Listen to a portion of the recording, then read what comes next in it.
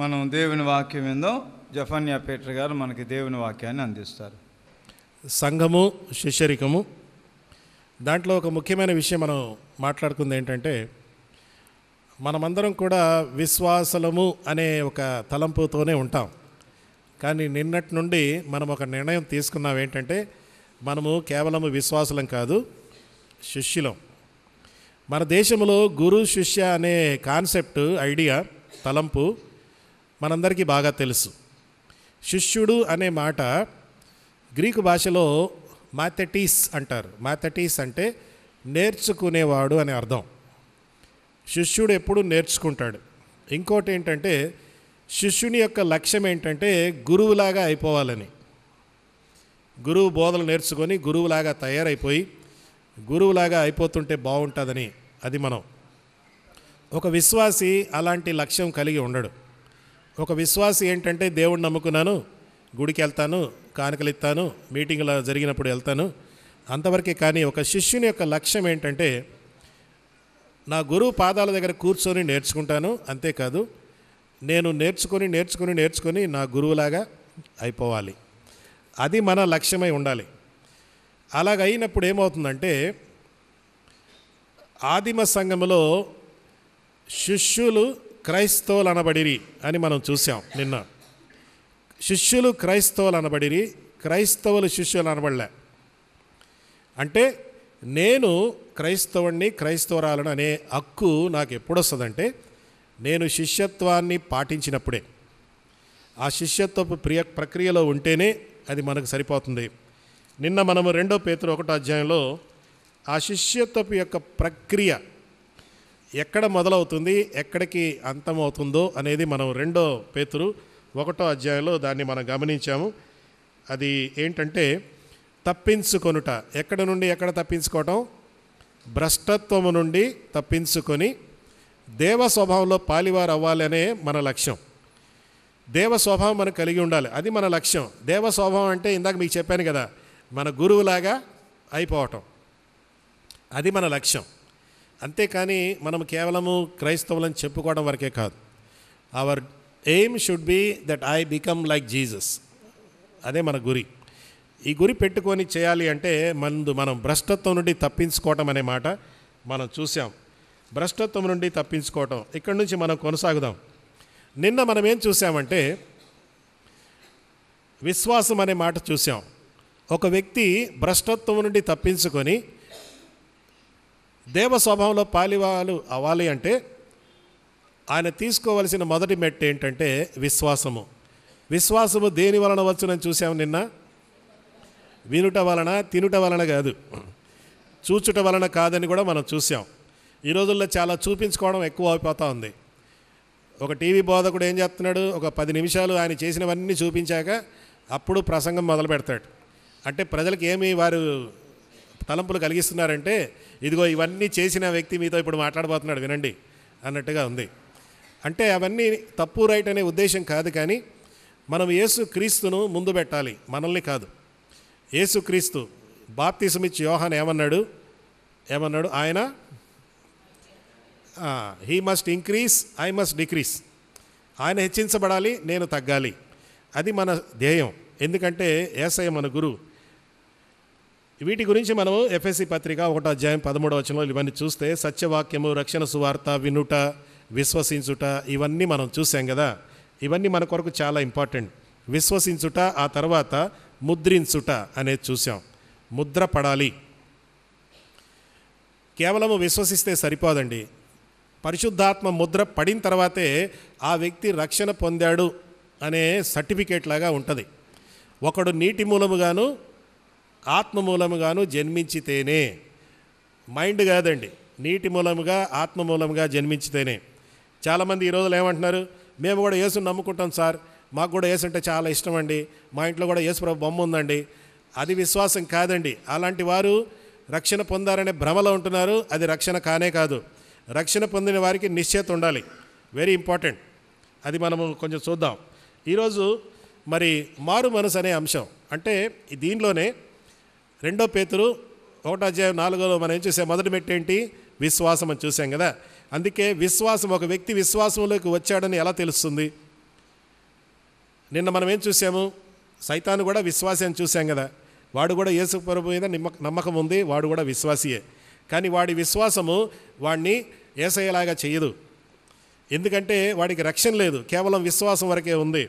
అందుకే మనము ఈ యొక్క రక్షించబడ్డామనే భ్రమలో ఉండకుండా నేను నిజంగా రక్షణ పొందాను అనే నిశ్చయిత ఉండాలి. అంతేగాని నేను పలానా మీటింగ్కి వెళ్ళాను, పలానా అయ్యగారు నా కోసం ప్రార్థన చేశాడు, నేను రక్షణ పొందానని అనుకుంటున్నాను కాదు. ఈ అనుకోవడం అనేది ఉండకూడదండి. యోహాను 3:16 ఏముంది? తన కుమారుని యందు విశ్వాసం ఉంచువాడు నశింపక నిత్య జీవము పొందును, అంతే. యోహాను సువార్త 5:24 ఏముంది? యేసునందు విశ్వసించిన వారు మరణమును దాటి జీవములోనికి ప్రవేశిస్తాడేమో అలాగే ఉందేమన్నా? అలే ఏముంది మరి? మరణములో నుండి జీవములోనికి దాటబోతాడు, దాటొచ్చు, దాటే ప్రసక్తి ఉంది, అలాగేం లేదు. దాటెను అంటే మరణము జీవంలోనికి దాటుట అంటే మనకు అంత గ్యారంటీ ఉందన్నమాట. అంత గ్యారంటీ ఉంది. ఇప్పుడు యేసు ప్రభు సిలువలో మనకు గ్యారంటీ ఇవ్వనటువంటి దాని కొరకు ఆయన ఎందుకు సావాలి? అవునా కదా? నాకు గ్యారంటీ లేని దానికోసము ఆయన సిలువలో అంత త్యాగం చేయడం అనేది అది మూర్ఖత్వం, బుద్ధిహీనత. దేవుడు ఆ సిలువలో తన కుమారుని త్యాగం చేశాడు, బలి అర్పించాడు, మన కోసం ఆయన చనిపోయి తిరిగి లేచాడు అంటే మనకు ఒకటి గ్యారంటీ ఇవ్వటానికి చనిపోయాడు. అంతేగాని నేను చనిపోతున్నాను, మరి మీకు గ్యారంటీ ఉంటుందో లేదు నేను చెప్పలేను అంటూ అలాగేమీ గ్యారంటీ లేని కార్యాలు ఏం చేయలే. దేవుడు ఒక మాట అంటే అది అంతే. సో మారు మనసు అనే మాటకి మనం కొన్ని చూద్దాం. మారు మనసు అనే మాట ఈ రోజుల్లో మరి అనేక మంది మారు మనసు గురించి మాట్లాడుతూ ఉన్నారు. మరి క్రీస్తు విరోధులు కూడా, క్రీస్తు విరోధి పార్టీలు, సంస్థలు, వ్యక్తులు కూడా మీరు ప్రజల్ని మారుస్తున్నారు, వారిని కన్వర్ట్ చేస్తున్నారు అనే పదం వాడుతున్నారు. కన్వర్షన్ అనే మాట, మత మార్పిడి జరుగుతూ ఉంది అనే మాట ఇక్కడ చూస్తాం. మీకు చాలా డబ్బులు దొరుకుతున్నాయి, అమెరికా నుండి డబ్బులు వస్తున్నాయి, అందుకే మత మార్పిడి జరిగిపోతూ ఉంది అని అంటారు. కానీ బైబిల్లో కన్వర్షన్ అనే మాట మత మార్పిడి కాదు, మార్పిడి అనే పదం చూద్దాం. ఇక్కడ ఒక దైవజనుడు ఈ విధంగా అంటున్నాడు. ఏమంటున్నాడంటే, being Christian is more than just a conversion. Being a Christian is more than just a conversion. It is a daily process where by you grow to become more and more like Christ. అది conversion అంటాడు. అంటే అర్థం ఏంటి? క్రైస్తవునిగా ఉండటం అంటే తక్షణ మారు మనసు పొందుటయే కాదు, అంతవరకే కాదు, కానీ అనుదినము క్రీస్తు వలె మారుట, అది కన్వర్షన్ అంటే. విశ్వాసి నేను విశ్వసిస్తున్నానన్నవాడు ఆ ప్రాసెస్లోకి రాడండి. శిష్యత్వంలోకి ప్రవేశించిన వ్యక్తే నేను అనుదినము క్రీస్తు వలె అవుతాను అనే అర్హత దేవుడు నాకు ఇచ్చాడు, కాబట్టి నేను దానిలో ప్రయాసం చేస్తానంటాడు. మరొక గొప్ప ప్రపంచ ప్రఖ్యాతిగాంచిన దైవజనుడు సిఎస్ లూయిస్ అనే ఆయన, మరి ఆయన కూడా ఏమంటాడంటే, if conversion to Christianity makes no improvement in man's outward actions and if he continues to be just like that he was before, then I think we must suspect his conversion was largely imaginary. అర్థం ఏంటంటే, బాహ్య జీవితంలో పరివర్తన కనిపించకపోతే మారు మనసు కేవలము ఒక ఊహ వరకే, ఒక తలంపు వరకే ఉండిపోయిందన్నమాట. అందుకే రక్షణ అనే మాటకు వస్తే జీవితంలో మార్పు కనపడాలి. జీవితంలో మార్పు కనపడాలి అంటే ఆ వ్యక్తి శిష్యత్వంలో ప్రవేశించడం, శిష్యత్వము ప్రక్రియలో ప్రవేశించడం, శిష్యత్వంలోనికి అదే విషయాన్ని అర్థం చేసుకోవడం అనివార్యం. యూ హ్యావ్ టు అనే మాట. తర్వాత డిఎల్ మూడీ గారు కూడా ఒక మాట అన్నాడు. ఆయన ఏమంటాడంటే, ఏ man to be converted he has to give up his will, his ways and his thoughts. మారు మనసు పొందిన వ్యక్తి తన చిత్తము నా చిత్తము కాదని చెప్పాలి, తన మార్గము నా మార్గం కాదని చెప్పాలి, తన ఆలోచనలు నా ఆలోచనలు కాదు అని చెప్పాలి. అందుకే పౌలు గారు దీని అంతటికి ఒకే సారాంశం ఏమన్నాడు? ఇక జీవించుచున్నది నేను కాదు. రక్షణ నిశ్చయత కలిగిన వాడు ఇలా మాట్లాడతాడు. ఏంటంటే, ఇక జీవించేది నేను కాదు.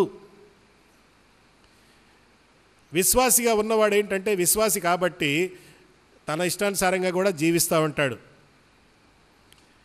రక్షణ పొందినవాడు, శిష్యత్వంలో ఉన్న వ్యక్తి నీ రాజ్యము వచ్చునుగాక అంటే నా రాజ్యము పోవునుగాక, నీ చిత్తము నెరవేరునుగాక అంటే ఇక నా చిత్తము లేదు, ఇక జీవించున్నది నేను కాదు, నేను కాదంటే నా మార్గము, నా చిత్తము, నా ఆలోచనలు అన్నీ కూడా ఇక జీవించని నేను కాదు, క్రీస్తు నాలో జీవిస్తున్నాడు.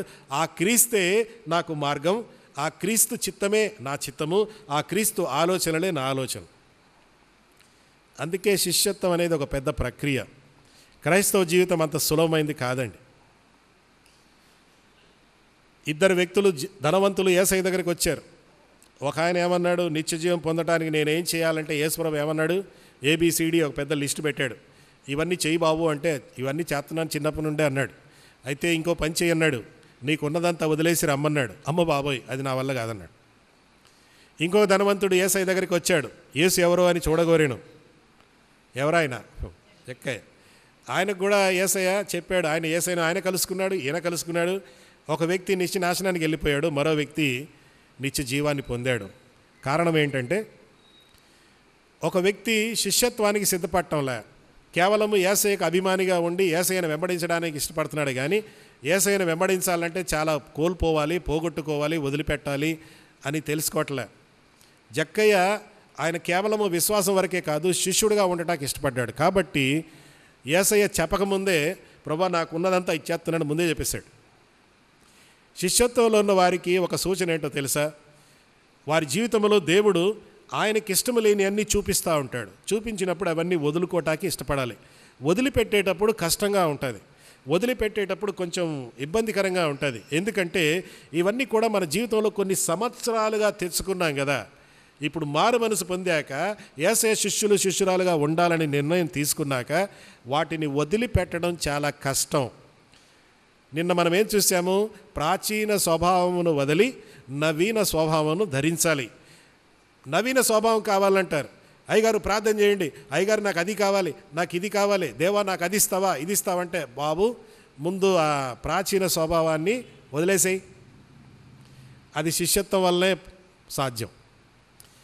సో డిఎల్ మూడి గారు అదన్నాడు. కాబట్టి క్రైస్తవునిగా మారుట కాదు, క్రైస్తవునిగా జీవించుట. ఇంగ్లీష్లో ఒక మాట అంటారు, conversion is not just becoming a Christian but it is being a Christian. Becoming a Christian is conversion, being a Christian is discipleship. క్రైస్తవునిగా అగుట అది మారు మనసు, క్రైస్తవునిగా ఉండుట అది శిష్యత్వం. మనము క్రైస్తవులుగా ఉండాలి. క్రైస్తవులు అయ్యాము, మన పాత అన్నీ వదిలేసుకొని మనము క్రైస్తవులం అయ్యాము, మారు మనసు పొందాం. ఇప్పుడు క్రైస్తవులుగా ఉండాలి. ఒట్టిగా క్రైస్తవులు అయితే సరిపోదు, క్రైస్తవులుగా ఉండాలి. అదే శిష్యత్వం అంటే. ఇంకోటి ఏంటంటే it is change in person, not change of religion. శిష్యత్వం అంటే మనిషిలో మార్పు, మతం మార్చుకోవటం కాదు. ఎందుకంటే మతం గురించి తర్వాత చూద్దాం. మతము, సువార్త. What is religion and what is gospel? ఏమంటారు? రెండు ఒకటేనా? రెండు ఒకటేనా అనే ప్రశ్న. మరి అన్యులు ఏమంటున్నారు, మీరు మత ప్రచారం చేస్తున్నారు సార్ అంటారు. మనమేమంటామంటే మతం కాదు సార్, మేము మార్గం ప్రచారం చేస్తున్నాం మనం అంటున్నాం. వాళ్ళకి ఆ మార్గం అర్థం కాదండి. వాళ్ళు అనే మాట ఒకటే, మీరు మతం మారుస్తున్నారు, మత మార్పిడి జరుగుతుంది. ఆప్ లోగ్ ధర్మ ప్రచార్ కర్తే హే, మీరు మత ప్రచారం చేస్తున్నారు అని అంటే మతం కాదు సార్, మతం కాదు సార్, మేము ప్రకటించేది సువార్త సార్ అంటే మతము సువార్తకు తేడా ఉందా? ఉంది. ఏంటంటే చాలా సింపుల్ తేడా. మతము అంటే మానవుడు దేవునిని వెదకుట, సువార్త అంటే దేవుడు మానవుడిని వెదకుట. సింపుల్. నశించిన దానిని వెదకి రక్షించుటకు మనిషి కుమారుడు వచ్చెను, అది సువార్త. మతం ఏంటంటే దేవుడా ఎక్కడున్నావు ఎక్కడున్నావు ఎక్కడున్నావు, ఎక్కడ ఏం దొరకటం లేదేంటి అంటూ దానికి మంచి పేరు కూడా పెట్టాం. ఏంటంటే దైవాన్వేషణ అనే పదం వాడుతున్నాం. దైవాన్వేషణ అంటున్నాం. దేవుణ్ణి వెతకటం ఏంటి? దేవుణ్ణి వెతకటం ఎలాగుందంటే ఒక ఆయన అంటాడు, దేవుణ్ణి వెతకటం అంటే ఒక దొంగోడట పోలీసు వాడిని ఎతికినట్టు. దొంగోడు పోలీసు వాడిని ఎతుకుతాడా? ఆ దొంగోడు నా దగ్గరికి వచ్చి, ఏమండి నేను దొంగలించానండి, పోలీస్ స్టేషన్ ఎక్కడుందో చెప్తారా అంటే, వాడు సరెండర్ చేసుకోవాలనుకుంటే అడుగుతాడే కానీ తప్పించుకోవాలన్నోడు వస్తాడా? రాడండి. ఒక దొంగోడు పోలీసు వాడిని వెతికినట్టుగా ఉంది మతం. మానవుడు పాపం చేసి పవిత్రమైన దేవుణ్ణి వెతకడం ఏంటి? దాన్ని మతం అంటారండి. కానీ బైబిలు మతం కాదు. బైబిల్ అనేది ఒక సువార్త. సువార్త అంటే దేవుడు మానవుడిని వెతకటం, మానవుడు దేవుణ్ణి వెతకటం కాదు. సో దీన్ని మనము కన్వర్షన్ అనే మాట, అంటే మారు మనసు అనే మాట. శిష్యత్వం అనే ప్రక్రియలోకి ప్రవేశించక ముందు let's be confirmed that I am a converted person. నేను రక్షణ పొందాను అనే నిశ్చయత నీకు ఉండాలి. అప్పుడే ఈ యొక్క శిష్యత్వపు ప్రక్రియలోకి మనం వెళ్ళటానికి ప్రయత్నం చేస్తాం. కొంతమంది రక్షణ అనుభవం లేకుండా బైబిల్ చదువుతారు, ప్రార్థనలు చేస్తారు, మీటింగ్లకు వెళ్తారు, కానుకలు ఇస్తారు, సంఘంలో సభ్యులుగా చేరిపోతారు. కానీ చివరికి ఏంటంటే వారికి రక్షణ లేదు. శిష్యత్వము అనేది రక్షణతోనే మొదలవుతుంది. అందుకే మనం చూసిన మొదటి మెట్టు ఏంటి? మీ విశ్వాసము నకు అని ఉంది. భ్రష్టత్వం నుండి తప్పించుకొని విశ్వాసమునకు వెళ్ళాలి. మొదటి మెట్టు విశ్వాసం అంటే మారు మనసు. మారు మనసు గురించి మనం మాట్లాడుతూ ఉన్నాం. మారు మనసు అనే మాట ఇక్కడ మరి ఏంటంటే హీబ్రూ భాషలో శుభ్ అంటారు. శుభు అంటే మరి తిరుగుట అంటే ఇలా తిరిగిపోవడం పూర్తిగా. అంతేగాని ఏదో అక్కడక్కడ కొంచెం అడ్జస్ట్మెంట్లు చేసుకోవడం కాదు. కంప్లీట్లీ డైవర్షన్, పూర్తిగా మారిపోవటం అనే మాట వచ్చింది. అని మరి గ్రీకు భాషలో కూడా అదే అర్థం వస్తుంటే దేవుని వైపు తిరుగుట. ఇంతవరకు లోకం వైపు తిరిగాను, లోకంతో వెళ్ళాను, ఇప్పుడు దేవుని వైపు తిరుగుట.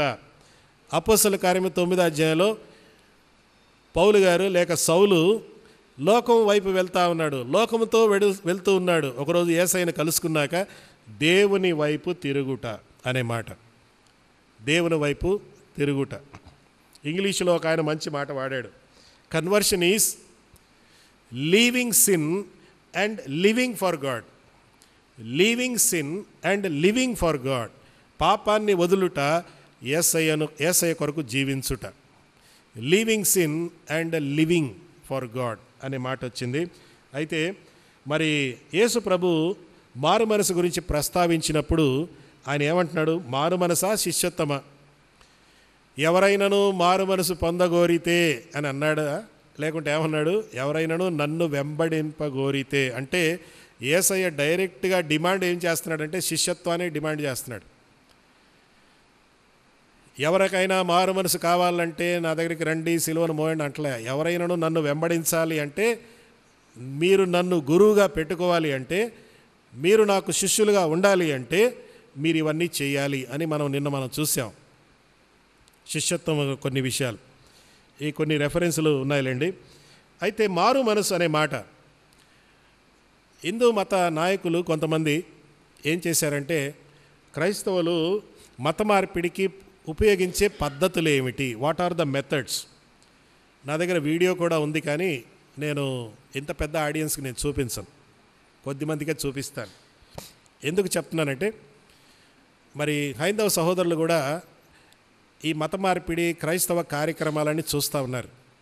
చూసి వారు క్రైస్తవులు ఈ 5 పద్ధతులు పాటిస్తున్నారు మత మార్పిడి కోసం, ఈ పద్ధతుల ద్వారా ప్రజల్ని మారుస్తున్నారు అని వారి అభిప్రాయం అన్నమాట. ఆ వీడియోలో అలాగ ఉంది.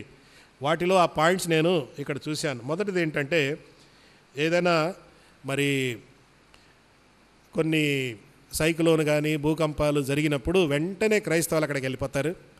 వారికి అన్నీ కూడా సహాయములు అందిస్తారు, దుప్పట్లు, ఆహారం అన్నీ పెడతారు. ఆ విధంగా వారు ప్రజల్ని క్రైస్తవులుగా మారుస్తారని ఇది ఒక విషయం వాళ్ళు కనుగొన్నారు. ఇది కాదని మనం అనలేం, ఇది కొంతమంది అలా చేస్తున్నారు. మరొకటి ఏంటంటే సోషల్ సర్వీస్, సోషల్ వర్క్ చేస్తారు అనే మాట. మూడవది విద్యా సంస్థల ద్వారా వారు ప్రజల్ని కన్వర్ట్ చేస్తున్నారు, మత మార్పిడి చేస్తున్నారు. వారు చాలా క్రిస్టియన్ స్కూల్స్ ఉన్నాయంటే అక్కడ వారికి ఉదయం బైబిల్ వాక్యాలు చెప్పించడం, ప్రార్థనలు చేయించడం, ఆ విధంగా వారిని మారుస్తున్నారని మరి హైందవ సహోదరులు వారి రీసెర్చ్ ప్రకారం ఈ పద్ధతులని వాళ్ళు అంటున్నారు. మూడవది ఏంటంటే ఫెయిత్ హీలింగ్. వారు ఇలాగే ఈ స్వస్థత సభలు పెడుతున్నారు, వాటి ద్వారా కూడా చాలామందిని వారు మత మార్పిడి చేస్తున్నారు అనే మాట వచ్చింది. ఆ తర్వాత లిటరసీ ప్రోగ్రాం, వాంగ్మయం ద్వారా, కరపత్రాల ద్వారా, పుస్తకాల ద్వారా వారు ప్రజలకి, వాంగ్మయం అంటే దీంట్లో బైబిల్ కూడా వస్తుందన్నమాట, బైబిల్ కూడా ఫ్రీగా ఇచ్చేసి వారిని మత మార్పిడి చేస్తున్నారంటూ మన హైందవ సహోదరులకి ఈ 5 పాయింట్లు దొరికాయండి. కానీ ఈ 5 పాయింట్ల వల్ల ఎవరైనా యేసుని నమ్ముకుంటే అది మారు మనసు కాదు. ఇది మారు మనసు కాదండి. అయితే వచ్చిన సమస్య ఏంటంటే ప్రజలు ఇలాంటి వాటికి ఆకర్షితులైపోయి అది దొరుకుతుంది కాబట్టి, మా ఇంట్లో విపత్తు వచ్చింది కాబట్టి, భూకంపం వచ్చి మా ఇల్లు కూలిపోయింది కాబట్టి, పలానా క్రైస్తవ సంస్థ వారు ఇల్లు కట్టిస్తారట కాబట్టి నేను యేసు ప్రభుని నమ్ముకుంటున్నా సార్ అంటే అది రక్షణ కాదు. అది ఎందుకు రక్షించబడ్డారంటే it is a conversion because of the convenience and it is not a conversion because of the conviction. చాలా తేడా ఉంది.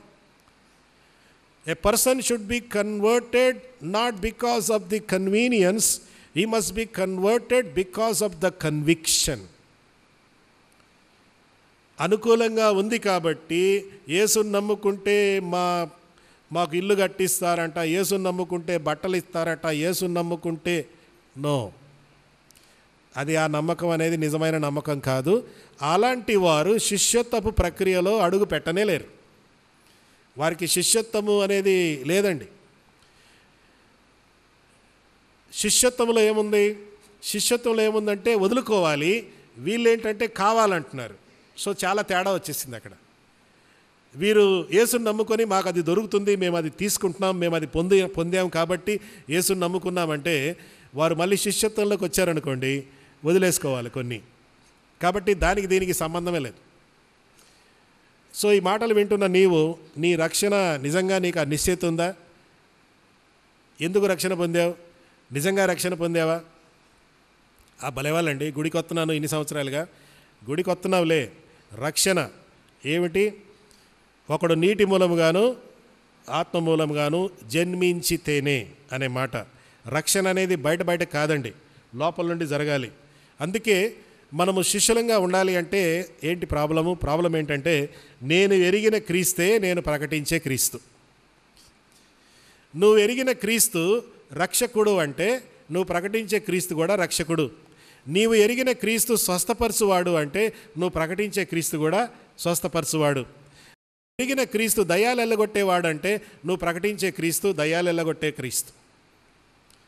గత 2000 సంవత్సరాలుగా సంఘము యేసుక్రీస్తును లోకానికి ఎలా పరిచయం చేసింది?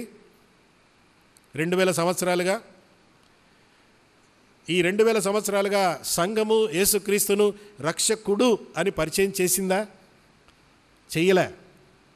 కొంతవరకే చేశాం. కాకినాడ వీధిలో 10 మందిని మీరు ఆపి యేసు ప్రభు గురించి మీరేమనుకుంటారు అని అడిగితే ఆయన లోక రక్షకుడని 10 మందిలో ఎంతమంది అంటారు చెప్పండి? మీరు చెప్పండి, ఎంతమంది అంటారు? 10 మందిలో 6 అంటారా? ఎంతమంది అంటారు? అయ్యా చెప్పు. 10 మందిని అడిగితే యేసు ప్రభు గురించి మీ అభిప్రాయం ఏంటి అని అడిగితే 10 మందిలో ఎంతమంది యేసుక్రీస్తు లోకరక్షకుడు అని ఎంతమంది అంటారు? 10 మందిలో. యేసుక్రీస్తు స్వస్థపరచువాడు అంటే 10 మందిలో ఎంతమంది అంటారు? యేసుక్రీస్తు దయ్యాలు ఎల్లగొడతాడు అంటే 10 మందిలో ఎంతమంది అంటారు ఆ మాట? వారు అలా అనటానికి కారకులు ఎవరు? వారు అలా అంటే కారకులు ఎవరు? నువ్వు, నేనే. ఎందుకంటే నేను ఎరిగిన క్రీస్తే నేను ప్రకటించే క్రీస్తు. నేను ఎరిగిన క్రీస్తు రక్షకుడైతే నేను ప్రకటించే క్రీస్తు కూడా రక్షకుడు. చూసారా ఎంత కన్ఫ్యూజన్లో ఉన్నామో ఇప్పుడు? ప్రజల్ని ఎంత భ్రమలో పెట్టేస్తున్నామో. అవును, యేసుక్రీస్తు దయ్యాలు ఎలగొడతాడు, యేసుక్రీస్తు స్వస్థపరుస్తాడు, యేసుక్రీస్తు సమస్యలు పరిష్కరిస్తాడు. కానీ ఆయన మెయిన్ అజెండా అది కాదు. ఆయన వచ్చింది రక్షించటానికి. నేడు మీకు రక్షకుడు పుట్టి ఉన్నాడు అని చెప్పిన మాట మనం జ్ఞాపకం ఉంచుకోవాలి. కాబట్టి ఈ రోజుల్లో మత మార్పిడి పద్ధతులు కొన్ని మనం చూద్దాం. Different methods being used to convert people. మనం చెక్ చేసుకోవాలి. అంటే నాకు నా మారు మనసు, నా రక్షణ ఏ కేటగిరీలో ఉంది అన్నది తెలుసుకోవాలి. కొన్ని నాకున్న ఈ 35 సంవత్సరాల అనుభవంలో నేను ఈ దొంగ బోధల గురించి కొంచెం రీసెర్చ్ కూడా చేస్తున్నాను. కొన్ని పద్ధతులు నేను ఒక దగ్గర పేపర్ ప్రజెంటేషన్ చెప్పాను. ఫస్ట్ మెథడ్ ఏంటంటే, అంటే ఆ క్రమం కాకపోవచ్చు, కానీ మొదటిది ఏంటంటే ఆకర్షణ. ల్యూర్ అంటారు ఇంగ్లీష్లో, ల్యూరింగ్, ఆకర్షణ. ఆ రోజుల్లో మన తాతలు ముత్తాతలు కొంతమంది యేసుని ఎందుకు నమ్ముకున్నారంటే వారికి ఉప్మా పాలపిండి ఇచ్చేవారట. పాలపిండి నాకు బాగా జ్ఞాపకం. మా ఊర్లో ఆ పాలపిండి కోసం దొంగగా తీసుకొని తినేవాడిని. అమెరికా నుండి డైరెక్ట్గా ప్యాకెట్లు వచ్చేవి, చాలా రుచికరంగా ఉండేవి. మరి మన తాతలు ముత్తాతలు ఎందుకు నమ్మారు యేసును? ల్యూర్, ఆకర్షణ. ఈ రోజుల్లో కూడా ఆకర్షణ ద్వారా చాలామంది యేసు ప్రభువును నమ్ముకుంటున్నారు. ఇది ఒక పద్ధతి. రెండవది ఆకర్షణ, కొందరికేమో నివారణ. Not the lure but the cure. యేసుని నమ్ముకుంటే స్వస్థత, యేసుని నమ్ముకుంటే మీకు విడుదల, యేసుని నమ్ముకుంటే మీకు క్యాన్సర్ పోతుంది, యేసుని నమ్ముకుంటే అది ఇది అన్నీ చెప్తా ఉన్నారు. ఓకే, యేసు ప్రభు స్వస్థపరుస్తాడు, దాని గురించి ఏం అనుమానం లేదండి. కానీ ఇది ఒక పద్ధతి అన్నమాట. మీకు అనారోగ్యంగా ఉన్నావా, నీవు అనారోగ్యంగా ఉండడం దేవుని చిత్తం కాదు, వచ్చేసే ఈ మీటింగ్కి, నీవు బాగైపోతావు అంటూ ఒకలాంటి వారికి నివారణ చూపిస్తున్నాం. రక్షణ చూపించటం వల్ల నివారణ చూపిస్తున్నాం. యేసు ప్రభు నివారణ ఇవ్వటానికి రాలే, రక్షణ ఇవ్వటానికి వచ్చాడు. We are not presenting something to relieve people. Our ministry is not a relief ministry, our ministry is a release ministry. విడుదల మనది, నివారణ కాదండి. ఒకసారి ఆలోచించండి. ఇన్ష్యూర్ అనే మాట వాడుతున్నాను ఎందుకంటే ఇన్ష్యూర్ అంటే ఇది విధి, ఇది రాత. వాళ్ళు ఏమంటారంటే మీరు ఇలా పాపంలో ఉన్నారు కదా, ఇది మీ రాత, ఇది నీ కర్మ, నువ్వు ఇలా శాపంలో ఉన్నావు అంటూ వారికి ఆ విధంగా భయపెట్టేసి, వారిని బెదిరించేసి, వారిని ఒకలాగా మానసిక ఒత్తిడి తెచ్చేసి, అమ్మ బాబోయ్ ఇలాగున్నానా, నువ్వు ఇలాగనే కొనసాగితే నీ పని అయిపోద్ది అంటూ ఉంటారు. నువ్వు ఈ పాపంలో కొనసాగితే నీకు అలాగైపోతుంది, నువ్వు ఇలాగ ఉండిపోతే నీకు అలాగైపోతుంది అంటూ ఒకలాంటి ఇది నీ రాత, నువ్వు ఇలాగ ఉన్నావు అంతే, నీ బతికింతే అంటూ అలా చేసేసి కొంతమందిని మారు మనసులోనికి నడిపిస్తున్నారు. అది మారు మనసు కాదండి. ఇంకొకటి ఏంటంటే ప్రెషర్, ఒత్తిడి. ఆ పాస్టర్ గారు ఒక ఆయన అంటున్నాడు ఆరాధనలో, ఇక్కడ ఎవరో కూర్చొని ఉన్నారు, వారి జీవితంలో చాలా పాపం ఉంది, వారు కానీ వారి పాపం ఒప్పుకోకపోతే ఈ గుడి ఆరాధన బయటికి వెళ్ళేలోగా వాళ్ళకి ఏమన్నా కావచ్చు, నాకు తెలీదు అన్నాడు. అంతే. దీన్ని ఏమంటారు? ఒత్తిడి, ప్రెషరు. అమ్మ బాబాయ్ నాకేమైపోద్దట, బయటికి వెళ్తే ఆటో వాడు కొట్టేస్తాడు, లారీ కింద పడి చనిపోతాను అంటూ అలాంటి వారు వచ్చి అయ్యా నా కోసం ప్రార్థన చేయండి, నేను కూడా యేసుని నమ్ముకుంటాను సార్ అంటే అది రక్షణ కాదు. అలాంటి వారు శిష్యుల ప్రసక్తే లేదండి, నో పాసిబిలిటీ. ఇక కొందరు ఏంటంటే దూషించుట, నిందించుట. ఎందుకు ఆ గుడికి వెళ్తావు, ఎందుకు ఆయన మాట వింటావు, ఎందుకు ఆ పాస్టర్ మాట వింటున్నావు, ఇక్కడికే రావాలి. దూషించేస్తారు. నేను ఒకసారి ఒక చర్చికి వెళ్ళాను, పేరు చెప్పను, హైదరాబాద్లో పెద్ద చర్చ్. వాచ్మెన్ నన్ను ఆపేశాడు. ఏమండి మీరు ఏ గుడికి వెళ్తారంటే నేను పలానా గుడికి వెళ్తాను సార్ అంటే, అమ్మో అవునా, అయితే మీరు పరలోకం రారండి అన్నాడు. వెంటనే డైరెక్ట్గా మొఖాన. ఏంటండి ఏమైందంటే, పరలోకానికి రావాలంటే ఈ చర్చి చేరాలి. నేను అన్నాను దేవుడు మీకు ఏమైనా కాంట్రాక్ట్ ఇచ్చాడా అని. ఎంత మోసం అండి, దూషిస్తున్నాడు. మీ చర్చి చెడ్డ చర్చ్ అండి, ఆ చర్చిలో రక్షణ లేదండి, ఈ చర్చిలో రక్షణ లేదండి. ఆ భయానికి పాపం కొంతమంది అయితే మీ చర్చికి వస్తాను సార్ అంటూ ఆ చర్చికి వెళ్తే రక్షణ పొందినట్టు ఫీల్ అయిపోతారు. ఇది కూడా డేంజరస్ కన్వర్షన్ మెథడ్. ఇకపోతే అసలైన నిజమైన మారు మనస్సు అనేది ఉందండి. ఎవడైనా క్రీస్తునందు ఉన్న ఎడల అతడు నూతన సృష్టి. అది నిజమైన మారు మనస్సు. దాని గురించి కొంచెం చూద్దాం. అయితే ఒక మాట, విశ్వాసం అయిపోయిందా? అయింది కదా. ఇప్పుడు రెండో మెట్టుకు వస్తున్నాం. రెండో మెట్టు ఏంటంటే మీ విశ్వాసమునకు ఏంటన్నమాట అమ్మ చదువు. మీ విశ్వాసమునందు సద్గుణము అనే మాట వచ్చింది కదా. సో శిష్యత్వంలో దేవ స్వభావానికి వెళ్ళాలి అంటే మొదటి మెట్టు విశ్వాసం. విశ్వాసం గురించి ఇంతసేపు ఎందుకు మాట్లాడానంటే ఇక్కడ మనము నిశ్చయత లేకపోతే ఇవంతా భ్రమ,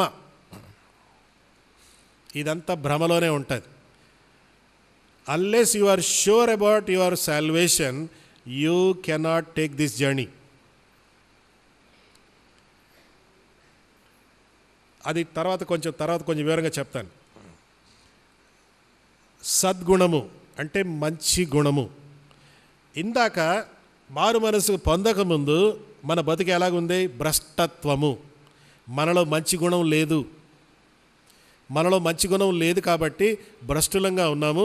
అయితే మనము విశ్వసించుట ద్వారా, యేసయ్య రక్తములో కడగబడుట ద్వారా, మరణములో నుండి జీవంలోనికి దాటుట ద్వారా రక్షణ నిశ్చయత మనకు ఉన్నది కాబట్టి మనము ఇప్పుడు భ్రష్టులము కాదు, సద్గుణానికి అర్హత పొందిన వాళ్ళం. ఈ లోకములో సద్గుణాన్ని ప్రదర్శించే లైసెన్స్ దేవుడు మనకి ఇస్తాడు. నా మట్టుకు నేను సద్గుణము నా వల్ల కాదు, నా మట్టుకు నేను మంచి గుణము నేను ప్రదర్శించలేను, నాలో ఏ మంచి లేదని వాక్యం చెప్తుంది. మానవుడి గురించి ఒక మాట ఉంది, ఇర్మియా గ్రంథం 10:23. నిన్న మనం చూసాం కదా. ఇర్మియా 10:23లో ఏముంది? యెహోవా తమ మార్గము నేర్చుకుంట నరుల వశంలో లేదనియు, మనుషులు తమ ప్రవర్తన యందు సన్మార్గమును ప్రవర్తించుడు వారి వశంలో లేదనియు నేను ఎరుగుదును. వారి వశములో లేదంట. ఏమి లేదు? తమ మార్గము సన్మార్గము ఎంచుకొనుట వాడి వల్ల కాదు. అయితే ఇప్పుడు సద్గుణము అనే పదం వచ్చింది. సద్గుణము సన్మార్గము ఒకటే కదా. సన్మార్గంలో వెళ్ళేవాడు, సద్గుణం కలిగిన వాడు సన్మార్గంలో వెళ్తాడు. మరి సన్మార్గంలో వెళ్ళుట వాడి వశములో లేదు, కానీ విశ్వాసములోకి వచ్చాక సన్మార్గంలో వెళ్ళే లైసెన్స్ దేవుడు మనకిస్తాడు. ఇది శిష్యరికంలోనే పాసిబుల్. అందుకే సద్గుణం అనే పదం వాడబడింది.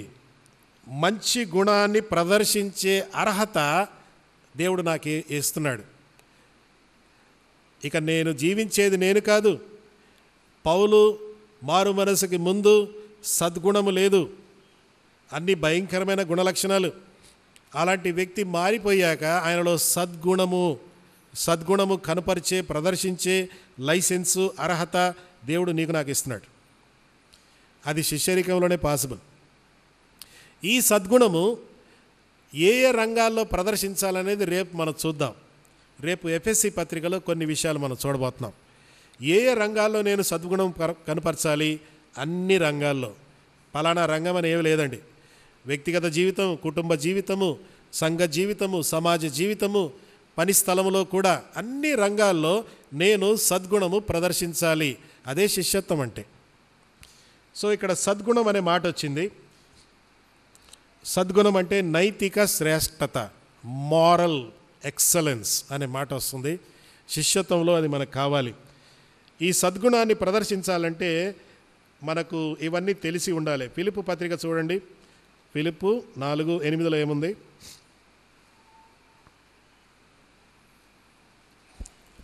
మెట్టుకు సహోదరులారా, ఏ యోగ్యతైననో మెప్పైననో ఉండిన ఎళ్ళ, ఏవి సత్యమైనవో, ఏవి మాన్యమైనవో, ఏవి న్యాయమైనవో, ఏవి పవిత్రమైనవో, ఏవి రమ్యమైనవో, ఏవి ఖ్యాతి గలవో వాటి మీద ధ్యానం ఉంచుకొనుడి. వాటి మీద ధ్యానం. ఇక్కడ ఒక చిన్న లిస్ట్ ఉందండి. సద్గుణము అంటే ఏంటి సార్ అంటారు కదా. సద్గుణం అంటే ఏ విషయాల్లో సద్గుణం అంటే ఆ సద్గుణాన్ని మీరు తెలుసుకోవాలి. అది శిష్యత్వపు ప్రక్రియలో ఉంటేనే తెలుసుకుంటాం. యేసయ్యతో నడిస్తేనే తెలుసుకుంటాం.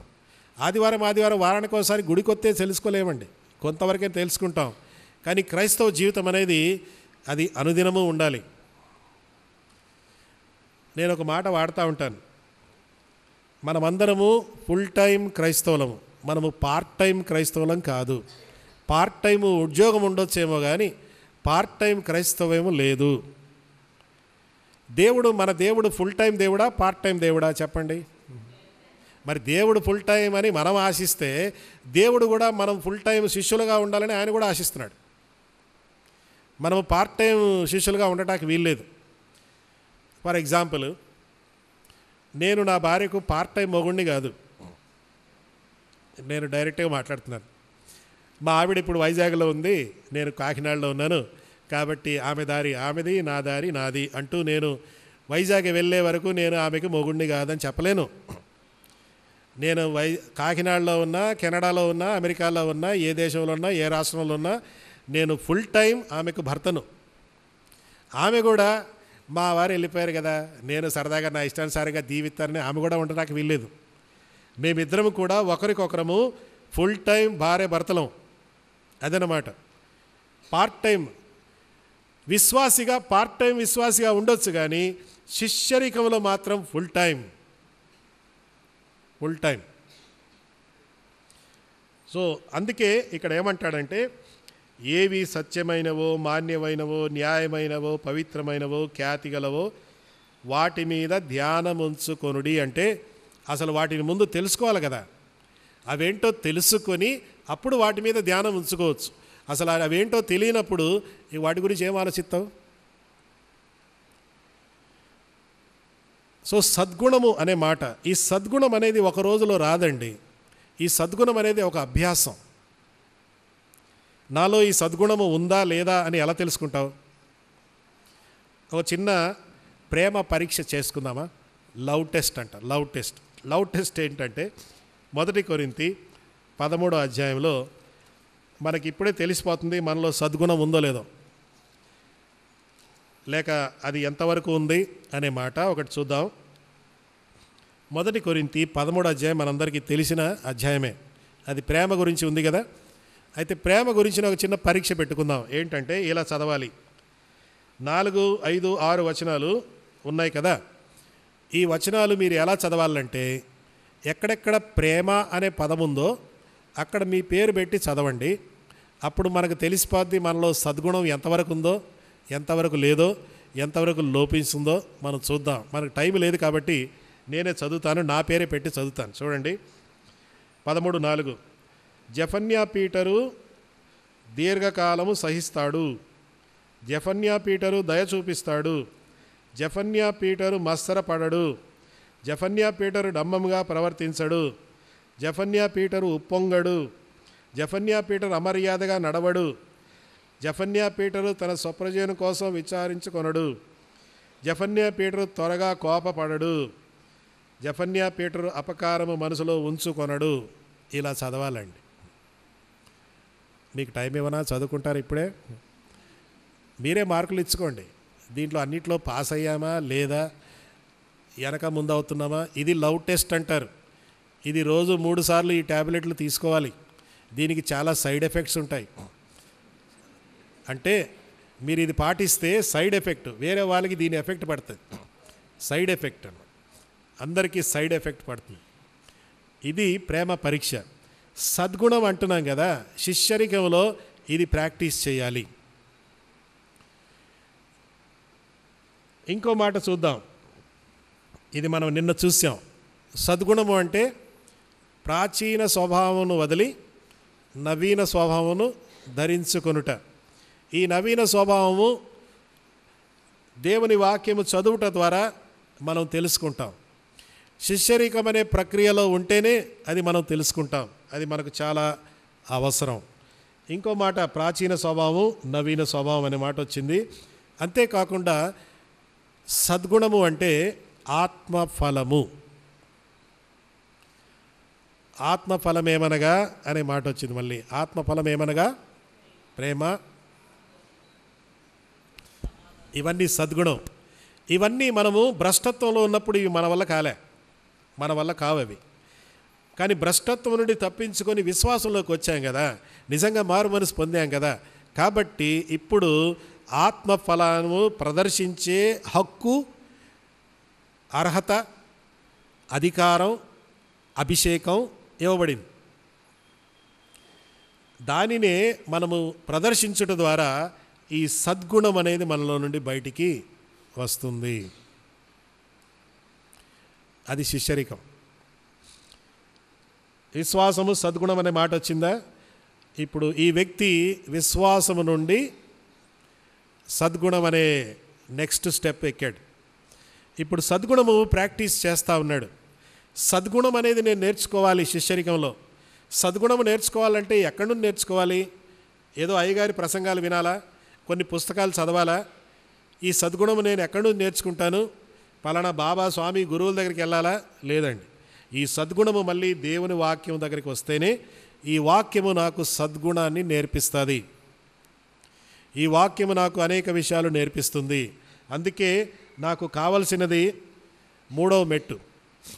అయితే సద్గుణము అని చెప్పాను కదా, సద్గుణం అనే మాటకు వస్తే ఈ సద్గుణము లోపల నుండి బయటికి రావాలి, కానీ బయట నుండి బయట వరకే కాదు, అది లోపల నుండి రావాలి. My goodness and my good character comes from inside to out side. మనము లోపల నుండి బయటికి జీవిస్తాం, బయట నుండి లోపలికి కాదు. అందుకే మానవుడి గురించి కొంచెం తెలుసుకుందాం. మానవుడికి 3 భాగాలు. మొదటి భాగం ఏంటంటే శరీరం. ఈ యొక్క శరీరము మనకు ప్రకృతి అవగాహన ఇస్తుంది. The body, the first part, the visible part అని అంటారు. ఇది నాకు ప్రకృతి అవగాహన కలిగిస్తుంది. నాకు చర్మము దేహం ఉంది కాబట్టి ఈ చర్చి వేడిగా ఉంది, చల్లగా ఉంది, ఫ్యాను గాలి వస్తుంది అంటూ నాకు ప్రకృతి అవగాహన కలిగిస్తుంది. నాలోని ఈ మొదటి భాగం. సరేనా? రెండో భాగం, దేవుడు మనకిచ్చిన రెండో భాగం ఏంటంటే దానిని మనము ప్రాణము లేక జీవము, సోల్ అని అంటారు. ఇది నాకు ఏ అవగాహన ఇస్తుంది అంటే అది నా గురించిన అవగాహన, సెల్ఫ్ అవేర్నెస్ అనే మాట వస్తుంది. అంతేకాకుండా దీని వలన నాకు భావోద్రేకాలు ఇవన్నీ కూడా ఉంటాయి. ఇది మానవుడిలో ఉండే రెండో భాగం. నాలో ప్రాణం ఉంది కాబట్టి మీరు వచ్చి నా పేరు అడిగితే నేను చెప్పగలను. నాలో ప్రాణం ఉంది కాబట్టి నాకు బాధ కలిగితే అయ్యో బాధ కలిగిందని ఫీలింగ్స్ నేను చెప్పుకోగలను. నాలో ప్రాణం ఉంది కాబట్టి నా భావోద్రేకాలను నేను వ్యక్తం చేసుకోగలను. నాలో ప్రాణం ఉంది కాబట్టి నేను దుఃఖిస్తాను, నవ్వుతాను, ఏడుస్తాను, హర్షిస్తాను, గంతులేస్తాను, కేకలేస్తాను. ఎందుకంటే నాలో ప్రాణం ఉంది కాబట్టి ఈ ఎమోషన్స్, ఈ ఫీలింగ్స్ అన్నీ నేను చూపిస్తాను. ఇది మానవుల్లో ఉండే రెండో భాగం. ఒక ప్రశ్న, శరీరము ప్రాణము పశువులకు పక్షులకు కూడా ఉందా? ఏమంటారు? ఉందా? వీధిలో కుక్క ఉంది కదా, కుక్కకి శరీరం ఉందా? ఉంది. కుక్కలో ప్రాణం ఉందా? ఉంది. మనమందరం కుక్కలని చెప్పుకుంటే ఓకేనా? ఎందుకంటే నాకు శరీరం ఉంది, కుక్కకి శరీరం ఉంది. నాకు ప్రాణం ఉంది, కుక్కకి ప్రాణం ఉంది. కాబట్టి నేను కూడా కుక్క అని చార్ల్స్ డార్విన్ అన్నాడు. మనమందరం కోతి నుండే వచ్చాము, మనందరం కూడా పశువులమే అంటున్నాడు అయ్యగారు. చార్ల్స్ డార్విన్ సిద్ధాంతం కొత్తదేం కాదండి. ప్రసంగి 3వ అధ్యాయంలో సాలొమోను గారు ఈ సిద్ధాంతాన్ని ముందుగానే కనిపెట్టాడు. 3వ అధ్యాయం 18వ వచనంలో ఏమంటాడంటే పశువులకు సంభవింపబోయేది మనుషునికి కూడా సంభవించును అంటున్నాడు. అందరికీ ఒకటే అన్నట్టుగా మాట్లాడుతున్నాడు. తర్వాత ఏమన్నాడు? అది కూడా వ్యర్థమే అన్నాడు. సో చార్ల్స్ డార్విన్ గారు కొత్తగా కనిపెట్టింది ఏమీ లేదండి. ఇకపోతే మనకిని పశువులు పక్షులకు తేడా ఎక్కడొస్తుందంటే మానవుల్లో దేవుడు పెట్టిన 3వ భాగం. ఈ 3వ భాగాన్నే మనం ఏమంటామంటే ఆత్మ. ఈ ఆత్మ దేవుని గురించిన అవగాహన మనకు ఇస్తుంది. 3 రకాల అవగాహన. ఒకటి శరీరము ప్రకృతి అవగాహన, మరి ప్రాణము స్వ అవగాహన నా గురించి, మరి ఆత్మ అనే మాటకు వస్తే అది దేవుని గురించిన అవగాహన. ఈ మూడిట్లో అసలైన వ్యక్తి ఎవరు? మన అసలైన వ్యక్తిత్వం దేంట్లో ఉంది చెప్పండి? అనుమానంగా ఉందా? నా అసలైన వ్యక్తిత్వం దేంట్లో ఉంది? శరీరమా, ప్రాణమా, ఆత్మనా? మూడిట్లో శాశ్వతమైనది ఏంటి? కాబట్టి రక్షణ ఎక్కడ జరగాలి? ఈ రోజుల్లో పరిచర్యలు ఎక్కడి దాకా వెళ్తున్నాయి? అర్థమైందా? ఇక్కడే మనకు అయిపోయింది పని. రక్షణ అక్కడ జరగాలి. అయితే దేవుడు ఆదాము అవ్వలతో ఏమన్నాడు? మీరు పండు తినినచో నిశ్చయముగా, ఈ మూడిట్లో ఏం చచ్చింది? ఆత్మ చచ్చింది. ఆదాము అవ్వలు పడిపోలే, వాళ్ళ శవాలు అలా పడిపోలే, వాళ్ళు చచ్చారు కానీ బతికే ఉన్నారు. చచ్చారు, బతికే ఉన్నారు. ఎఫ్ఎస్సి 2:1 ఒక మాట ఉంది, మనందరికీ తెలిసిన వచనమే. ఏముంది 2:1? మీ అపరాధముల చేతను పాపముల చేతను మీరు చచ్చిన వారై ఉండగా. మీరు చచ్చిన వారై అన్నాడు. ఎవరితో అంటున్నారు ఈ మాటలు? ఎవరితో అంటున్నారు? పౌలు గారు ఎఫెసీయులతో అని అంటాం కదా. ఇంకో ప్రశ్న అడుగుతాను, బతికినోడు చచ్చిన వాళ్ళతో అంటున్నాడా, లేక బతికినోడు బతికిన వాళ్ళతో మరి ఎందుకు అంటున్నాడు ఆ విధంగా? మీరు చచ్చిన వారై ఉండగా. ఇప్పుడు నేను ఇక్కడ నిలబడి మీ అందరితో మీరందరూ చచ్చిన వారై ఉండగా అన్నాను అనుకో, ఓ హలో బ్రదర్ ఏం అనుకుంటున్నావు అంటారు మీరు. మరి ఏమంటున్నాడు? మీరు చచ్చిన వారై ఉండగా అంటే ఏంటి ఆ చావు? ఆత్మ చచ్చింది. ఆత్మ చచ్చింది కాబట్టి మానవుడికి ఆత్మ చస్తే, దేవుడు ఆత్మ గనుక ఈ చచ్చిన ఆత్మస్థితిలో ఉన్న మానవుడికి ఆత్మ అయిన దేవుని అవగాహన రాదు. మరి మానవుడికి దేవుడు ఆత్మ గనుక ఆ ఆత్మ దేవుని అవగాహన కావాలి, దేవునితో సంబంధం కలిగి ఉండాలి అంటే ఈ ఆత్మ ఏమవ్వాలి? ఈ ఆత్మ ఏమవ్వాలి? అదే ఎఫెసీ పత్రికలోనే ఉందండి. చచ్చిన వారై ఉండగా క్రీస్తులో మిమ్ములను బ్రతికించెను. అది మారు మనసు. చచ్చిపోయిన ఈ ఆత్మ బ్రతికించబడుట. అందుకే ఒకడు ఆత్మ మూలముగా జన్మిస్తే. సో ఈ రోజుల్లో ఏమైపోతుంది?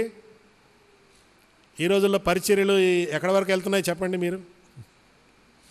ఈ రోజుల్లో జరిగే పరిచర్యలు ఎన్ని శాతం పరిచర్యలు శరీరం వరకే చెప్పండి? ఎన్ని శాతం? ఈ రోజుల్లో పరిచర్యలు మరి ప్రజల భావోద్రేకాలు రెచ్చగొట్టి వారిని అంతవరకే నడిపించే పరిచర్యలు అవి ఎంత శాతం?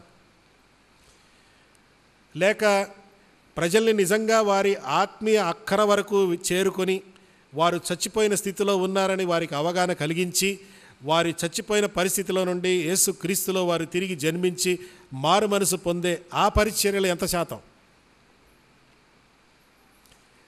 నేను అందుకే ఈ 3 పరిచర్యలకి 3 పేర్లు పెట్టాను. మన పరిచర్యలు కేవలము శరీరం వరకే అయితే, ఈ రోజుల్లో అదే కదా ఎక్కువ జరిగేది. మన పరిచర్యలు కేవలము శరీరం వరకే అయితే దానికి ఈ పేరు అన్నమాట. ఏంటది? Healing ministry. Healing ministry. వాస్తవానికి నాకు తెలిసినంత మట్టుకు కొంతమంది ఏమంటారంటే, దేవుడు నాకు హీలింగ్ మినిస్ట్రీ ఇచ్చాడు, ఆ మినిస్ట్రీ ఇచ్చాడు అంటారు. బైబిల్లో ఒకే మినిస్ట్రీ ఏంటో తెలుసా? సమాధానపరచు పరిచర్య, అంతే. ఇంకా వేరే మినిస్ట్రీ ఏమి లేదండి. ఇవన్నీ వేరే విషయాలు. దేవుడు మనకు ఒకే మినిస్ట్రీ ఇచ్చాడు, సమాధానపరచు మినిస్ట్రీ. 2 కొరింథీ 5లో ఉంటుంది. కాబట్టి ఈ రోజుల్లో చాలా వరకు మినిస్ట్రీలు ఎక్కడి వరకు వెళ్తున్నాయి? శరీరం వరకే వెళ్తున్నాయి. హీలింగ్ అంటున్నారు. ఏమండి మీరు హీలింగ్ నమ్మరా అంటే నేను నమ్ముతాను, హీలింగ్ లేదని నేను అంటాంలే. కానీ మన పరిచర్య అది కాదండి. హీలింగ్ వరకే మనము ఫోకస్ చేస్తే మారు మనసు అనేది ఉంటుందో లేదో అనుమానమే. ఇక కొందరేమో ప్రజల భావోద్రేకాలు రెచ్చగొట్టి వారిని ఎక్కడో పరలోకంలో ఆకాశంలోకి ఎక్కడెక్కడో తీసుకెళ్ళిపోతూ ఉంటారు. మళ్ళీ మీటింగ్ అయ్యాక వెళ్ళిపోతారు వాళ్ళు. అలాంటి మినిస్ట్రీలు ఏంటంటే నేను ఈ పేరు పెట్టాను. ఏంటది? Feeling ministry. Nice feeling brother. ఆ మీటింగ్కి వెళ్తే ఎంత బాగా ఫీలింగ్ బ్రదర్. అక్కడ మమ్మల్ని ఎంత పరలోకాన్ని తీసుకెళ్ళారు బ్రదర్. పరలోకంలో ఉన్నట్టు అనిపించింది బ్రదర్. అవునండి, పరలోకంలో ఉన్నట్టు అనిపిస్తుంది, కానీ నువ్వు చివరికి నరకంకే వెళ్ళిపోతావు. చివరికి చేరుకుండేది నరకమే. You can feel like heaven and still end up in hell. ఇలాంటి పరిచర్యలు కూడా చాలా జరుగుతూ ఉన్నాయి. ప్రజల భావోద్రేకాలతో ఆటలాడుకుంటున్నారు బోధకులు. కానీ మన పరిచర్యలు ఇవి కాదండి. ఈ రెండు పరిచర్యలు కలిపేస్తే ఈ రోజుల్లో 90% పరిచర్యలు ఇలాంటివే. ఇలాంటి పరిచర్యల ద్వారా యేసు నమ్ముకున్న వారిది మారు మనసు కాదు. వాళ్ళు భావోద్రేకాల వల్ల, ఎమోషన్స్, ఫీలింగ్స్తో, లేక ఏదో జరిగింది కాబట్టి నమ్ముకుంటున్నారే. మారు మనసు అనేది లోపల జరగాలి. ఎఫెసీ 1:13 ఏం చూసాము? సత్యవాక్యమును అనగా రక్షణ సువార్తను విని యేసునందు విశ్వసించుట ద్వారా వారు ఆత్మచేత, దానికే నేను ఈ పేరు పెట్టాను. ఏంటది? Ceiling ministry. మన మినిస్ట్రీ సీలింగ్ వరకు రావాలండి. లేకపోతే ఆ వ్యక్తికి మారు మనసు అనేది కొంచెం అనుమానమే. ఆ వ్యక్తి నేను ముద్రించబడ్డాననే నిశ్చయతతో వెళ్ళాలి. నేను ఈరోజు ఆత్మలో జన్మించాను అనే నిశ్చయతతో వెళ్ళాలి.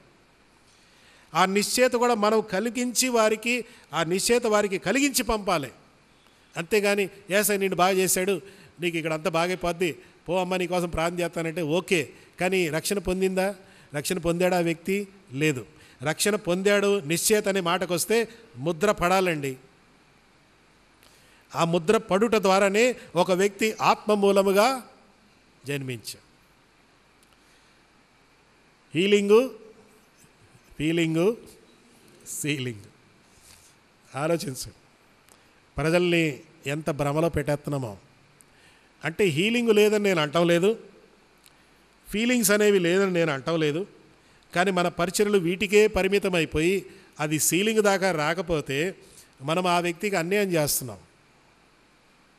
ఆ వ్యక్తికి రక్షణ నిశ్చయత కలిగించకుండా పంపించేస్తున్నాం. ఆ నిశ్చయత ఉంటేనే ఆ వ్యక్తి శిష్యరికంలో ప్రవేశపెట్టడానికి మనం చెప్పొచ్చు.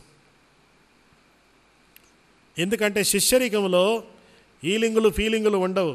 సీలింగు యాత్ర ఉంటుంది. శిష్యరికంలో మన జీవితం అంతా హీలింగు, ఫీలింగుల మీద ఆధారం పెట్టుకోమండి. శిష్యరికంలో సిలువ ఎత్తుకొని నడవాలి. Serious matter. సరే, 2 అయినాయి కదా, ఇంకోటి చూద్దాం. సద్గుణము అన్నాం కదా. మరి సద్గుణము అనే మాటకు వస్తే ఈ సద్గుణము ఎక్కడ నేర్చుకోవాలి? బైబిల్లో నేర్చుకోవాలి. కాబట్టి మనకేం కావాలి? జ్ఞానం కావాలి. అదే కదా మాట అక్కడ. 2 పేతురు 1, సద్గుణమునందు జ్ఞానమును, మీ విశ్వాసమునకు సద్గుణము, సద్గుణమునకు జ్ఞానము. ఈ సద్గుణము నేర్చుకోవాలంటే జ్ఞానం కావాలి. ఇప్పుడు ఈ జ్ఞానం ఎక్కడి నుంచి వస్తుంది? ఈ జ్ఞానము మనకు దేవుని వాక్యము నుండే రావాలి. కీర్తన 119, 105లో ఏముంది? నీ వాక్యము నా పాదములకు దీపము, నా త్రోవకు వెలుగు అనే మాట. అది మనం చూసాం. నీ వాక్యము నా పాదములకు దీపము. ప్రభువా, నాకు జ్ఞానం కావాలి.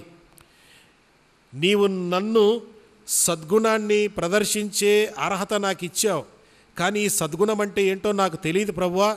ఆ సద్గుణం నువ్వే నాకు బోధించు నాయన, ఆ జ్ఞానం నువ్వే నాకు ఇవ్వు నాయన అని అడిగితేనే అప్పుడే ఆ ప్రభువు నాకు ఆ జ్ఞానం ఇస్తాడు. ఆ జ్ఞానానికి తగిన సద్గుణం నేను ప్రదర్శిస్తాను. వాక్యానుసారమైన సద్గుణం. అది దేవుని వాక్యాన్ని చదువుతూ ఉంటే ఆ వాక్యం మనకు చెబుతూ ఉంది. రేపు మనం ఎఫెసీ పత్రిక చూసినప్పుడు ఈ సద్గుణాన్ని కొంచెం ఇంకా వివరంగా చూద్దాం. ఇంకొక మాట, ఈ యొక్క సద్గుణము, ఈ జ్ఞానము, దీనివల్ల ఏమవుతుందో తెలుసా? ఈ జ్ఞానం అంటే ఏమిటి? చదవండి ఆ వచనాన్ని. ఏమిటి ఈ జ్ఞానం? 2 కొరింథీ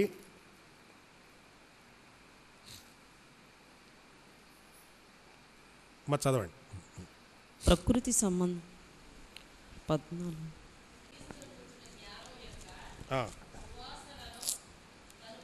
మా ద్వారా ప్రతి స్థలమందును క్రీస్తును గూర్చిన జ్ఞానం యొక్క సువాసన కనుపరచు ఆయన యందు మమ్మల్ని ఎల్లప్పుడూ విజయోత్సవంతో ఊరేగించుచున్న దేవునికి స్తోత్రము. రక్షింపబడు ఏమిటి జ్ఞానం? ఏమిటి జ్ఞానం? క్రీస్తును గూర్చిన జ్ఞానం అంట. ఈ క్రీస్తును గూర్చిన జ్ఞానము మనలో ఏం కలిగిస్తుంది? దాన్ని దేంతో పోల్చాడు? క్రీస్తును గూర్చిన జ్ఞానమను పరిమళ సువాసన. ఇక్కడ చూడండి, శిష్యరికంలో క్రీస్తును గూర్చిన జ్ఞానం ఎంతగా నువ్వు సేకరిస్తావో అంతగా నీ జీవితము పరిమళ సువాసనగా మారిపోతుంది. అదే నీవు ప్రదర్శించే సద్గుణం. అదే నేను ప్రదర్శించే సద్గుణం. సద్గుణం కోసం ప్రత్యేక కసరత్తులు చేసే అవసరం లే. క్రీస్తుని గురించిన జ్ఞానము మనం ఎక్కువగా తెలుసుకుంటే ఆ జ్ఞానమే మన జీవితంలో పరిమళ సువాసనగా మారిపోయి, దానికి ఒక పని కూడా ఉందట. ఏంటి? 15వ వచనంలో, రక్షింపబడు వారి పట్లను నశించు వారి పట్లను మేము దేవునికి క్రీస్తు సువాసన అయి ఉన్నాము. అది ఈ సువాసన ఎవరికంట? ఎవరికి సువాసన? రక్షణ పొందిన వారికా పొందని వారికా? ఇద్దరికి. గమనించండి, రక్షింపబడు వారి పట్లను నశించబడిన వారి పట్లను. అంటే నీవు శిష్యుడిగా శిష్యురాలుగా ఈ ప్రక్రియలో ఉన్నప్పుడు నీలో నుండి బయటికి వచ్చే సద్గుణం అనే పరిమళ సువాసన ముందు ఎవరు అనుభవించాలి? 15వ వచనంలో రక్షింపబడిన వారు అంటే ఎవరు? నీ సంఘస్థులు, నీ తోటి విశ్వాసులు ముందు నీ శిష్యరికం యొక్క మధురము సువాసన వాళ్ళు అనుభవించాలి. ఆ తర్వాత నశించు వారికి. సంఘములో మన బతుకంతా కంపు బతుకు పెట్టి బయటవాడికి సువార్త చెప్తే దాని ప్రభావం లేదండి. యేసు ప్రభు కూడా ఏమన్నాడు? మీరు నాకు సాక్షులై ఉందరు. ఎక్కడ? బూదిగంతముల నుండి మొదలుపెట్టాడా లేకుంటే యెరూషలేము నుండి మొదలుపెట్టాడా? యెరూషలేము నుండి మొదలుపెట్టాడు. అంటే ఇక్కడ జ్ఞానం అని మనం చూస్తున్నాం కదా. ఈ మెట్లలో 3వ మెట్లు ఏంటి? జ్ఞానం. ఈ జ్ఞానం అంటే ఏంటి? క్రీస్తును గూర్చిన జ్ఞానం. క్రీస్తును గూర్చిన జ్ఞానము పరిమళ సువాసనతో పోల్చబడింది. దాని యొక్క ప్రభావం అంట ముందు తోటి విశ్వాసులపై పడాలి, ఆ తర్వాతనే నశించు వారికి వెళ్ళాలి. ఇది ఎలాగంటే మీకు ఈ విధంగా చెప్తాను. నేను దుబాయ్కి వెళ్ళి ఒక అత్తరు సీసా తెచ్చాను అనుకోండి, సెంటు బాటిల్. అది మూత తెరిచి నా షర్ట్ మీద ఇలా వేసుకున్నాను అనుకోండి, దాని పరిమళ సువాసన ముందు ఎవరు అనుభవించాలి? ముందు నేను అనుభవించాలి కదా. మరి అది కొంచెం ఎక్కువగా పవర్ఫుల్గా ఉంటే ఎవరికి వెళ్తుంది? అది దగ్గరగా ఉన్న వారి దగ్గరికి వెళ్తుంది. ఇంకా పవర్ఫుల్గా ఉంటే ఇంకా అలాగే వెళ్తుంది. ఇంకా పవర్ఫుల్గా ఉంటే ఈ గుడి నుండి బయటికి వెళ్ళిపోద్ది. ఇంకా పవర్ఫుల్గా ఉంటే ఆడ వెళ్ళి జేఎన్టీ దాకా వెళ్ళిపోతుంది. ఇంకా పవర్ఫుల్గా ఉంటే కాకినాడ అంతా వెళ్తుంది. మీకు చెప్పే మాట అర్థమై ఉంటుంది. నేను అడిగే ప్రశ్న ఏంటంటే ఈ రాత్రి, నీ క్రైస్తవ జీవితము అసలు నీకే పరిమళ సువాసనగా ఉందా? Are you enjoying your own Christian life? If you don't enjoy your own Christian life, how do you expect the other believers to enjoy your Christian life? నా క్రైస్తవ జీవితము, నా శిష్యరికము నాకే పరిమళ సువాసనగా లేనప్పుడు తోటి విశ్వాసులకు, సంఘస్థులకు అది పరిమళ సువాసనగా ఎలాగుంటుంది? తోటి విశ్వాసులకే పరిమళ సువాసనగా లేనప్పుడు నశించు వారికి పరిమళ సువాసనగా ఎలాగుంటుంది? అందుకే శిష్యరికం అనేది చాలా ఇంపార్టెంట్. ఈ శిష్యరికంలో క్రీస్తును గురించిన జ్ఞానము అనే మాట మనం చూసాం. ఈ జ్ఞానము 2 విధాల జ్ఞానం. 1 పేతురుకు రండి మళ్ళీ. ఆ 2 పేతురులో మీరు చూస్తే 1వ అధ్యాయంలో మనం చూసాం కదా. అక్కడ మీరు కొంచెం కిందకి వెళ్తే 8వ వచనములో, ఇవి మీకు కలిగి విస్తరించిన ఎడల అవి మన ప్రభు అయిన యేసు గూర్చిన అనుభవ జ్ఞానములో మిమ్మును అనే మాట వచ్చింది. అనుభవ జ్ఞానము. జ్ఞానము 2 రకాలండి. ఒకటి పరిచయ జ్ఞానము, రెండవది అనుభవ జ్ఞానము. పరిచయ జ్ఞానం రక్షణ కోసం పరిచయ జ్ఞానం సరిపోద్ది, కానీ శిష్యత్వం కోసం అనుభవ జ్ఞానం కావాలి.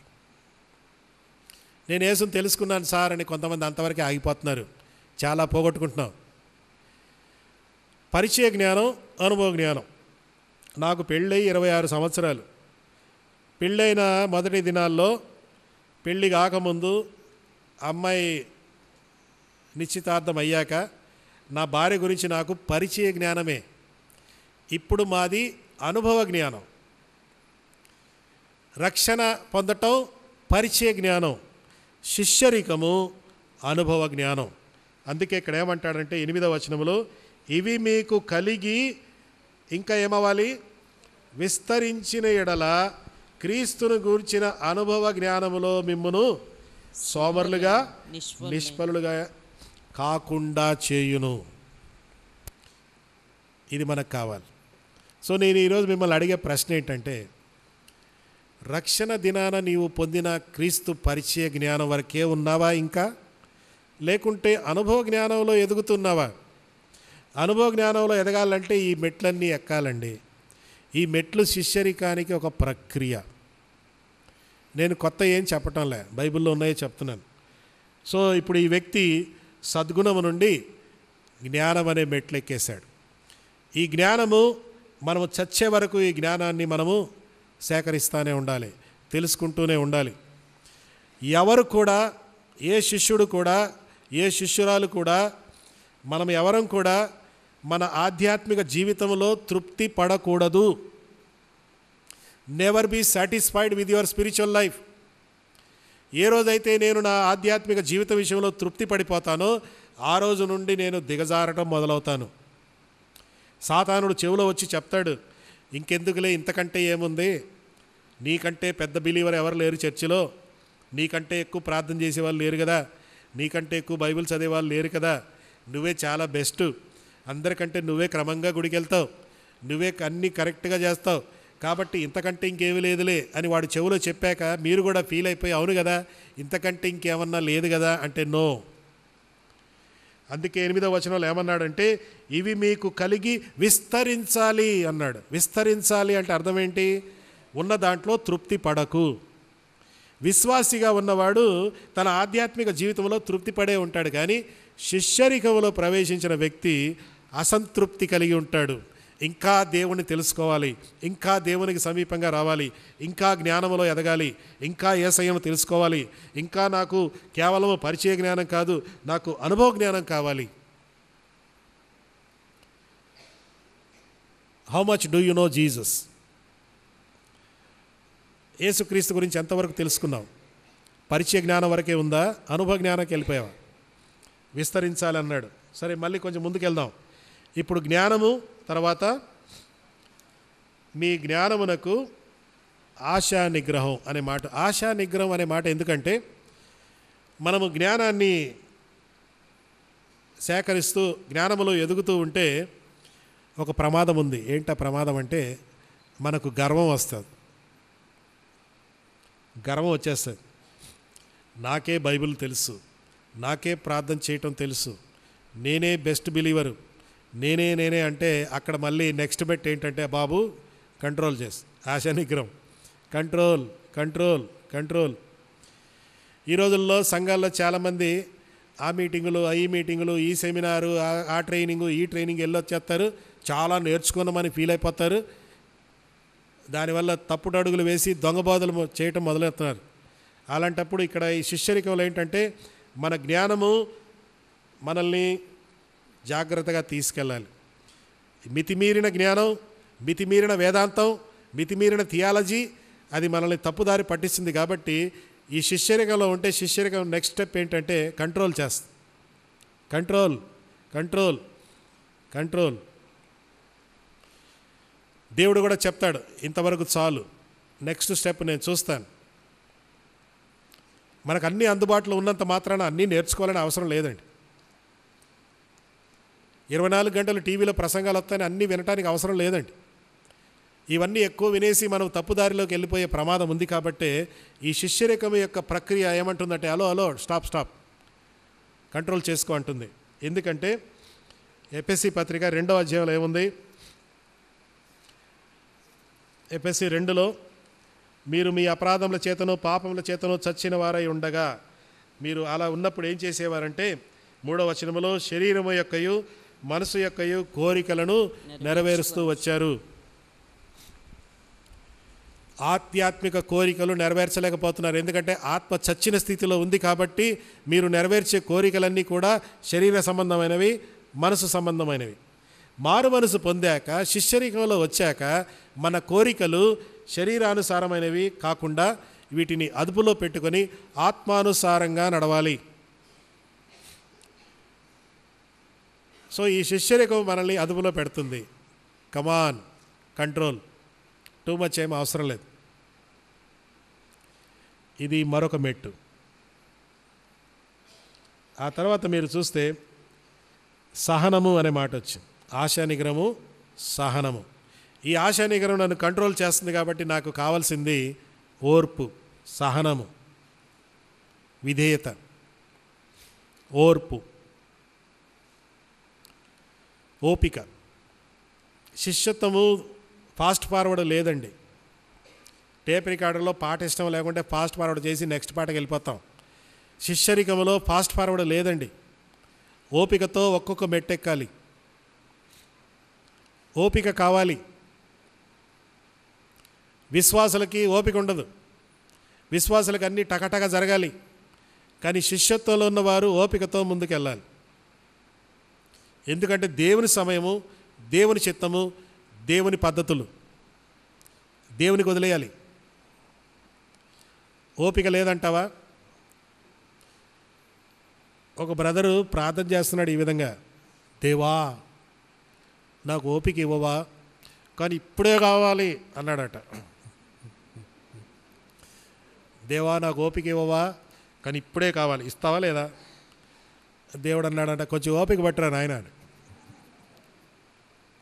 ఓపిక కావాలండి. అందుకే అంటాడు సహనం. శిష్యరికంలో అన్నీ పటాపట్ జరగవండి.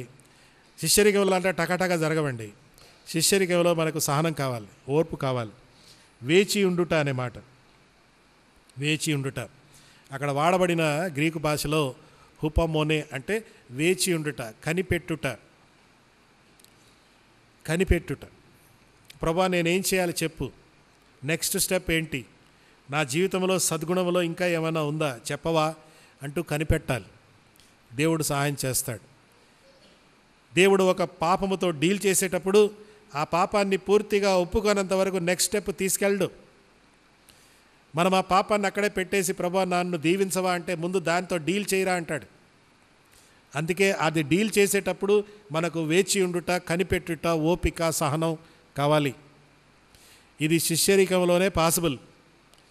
ఒట్టిగా విశ్వాసిగా ఉంటే ఇది సాధ్యం కాదు. విశ్వాసులకు తొందర, శిష్యులకు ఓపిక. ఆ తర్వాత భక్తి అనే పదం వచ్చింది. నెక్స్ట్ స్టెప్ భక్తి. సహనము నుండి భక్తిలోకి వెళ్ళాడు. భక్తి అంటే అది పవిత్రమైన భక్తి. పవిత్రమైన భక్తి. ఈ భక్తిలో ఒక మాట ఏంటంటే గౌరవించుట, గుర్తించుట అనే అర్థం వస్తుంది అక్కడ. శిష్యరికంలో నేను ఎలా ఎదుగుతూ పైకి వెళ్తూ ఉంటే దేవుణ్ణి ఇంకా ఎక్కువగా తెలుసుకుంటూ ఉంటాను. ఆ దేవుణ్ణి నేను గుర్తించాలి, గౌరవించాలి అన్ని రంగాల్లో. ఆఫీసులోకి వెళ్ళి ఎవరో వచ్చి ఏదో చెప్తారు, ఇలా చెయ్యి అలా చెయ్యి అని కొన్ని వంకర టింకర మార్గాలు చూపినప్పుడు అక్కడ నా భక్తి నేను ప్రదర్శించాలి. భక్తి ప్రదర్శించడం అంటే ఆ సిచ్యువేషన్లో దేవుణ్ణి గుర్తించుట, దేవుణ్ణి గౌరవించుట, అది భక్తి. Recognizing God and respecting God. గుర్తించుట, గౌరవించుట. మనము దేవుణ్ణి గుర్తిస్తాం, కానీ దేవుణ్ణి గౌరవిస్తున్నామా? ఆలోచించండి. ఆ తర్వాత మరి చివరికి ఏమొస్తుందంటే సహోదర ప్రేమ. సహోదర ప్రేమ. బైబిల్లో ఒకరినొకరు అనే ఒక అంశం ఉంది. అది సపరేట్ సబ్జెక్ట్. నేను దాని ఒక గంట సేపు వేరుగా టీచ్ చేస్తాను. ఒకరినొకరు. శిష్యరికంలో మనం ఎదుగుతూ ఉంటే మనము ఒంటరిగా కామండి. As you grow in your discipleship you don't become alone. You communicate with others, you relate with others. వేరే వారితో సంబంధం పెట్టుకుంటావు. అందుకే సహోదర ప్రేమ అని అన్నాడు. సహోదర ప్రేమ. భక్తి అనే పదం తెలుగులో వాడారు. ఇంకో మాటలో చెప్పాలంటే నేను యేసయ్య భక్తుణ్ణి అని ఎప్పుడు చెప్పుకోవాలట? ఏ స్టేజిలో? ఈ మెట్లన్నీ ఎక్కాక నేను యేసయ్య భక్తుణ్ణి అని మనం చెప్పుకోవచ్చు.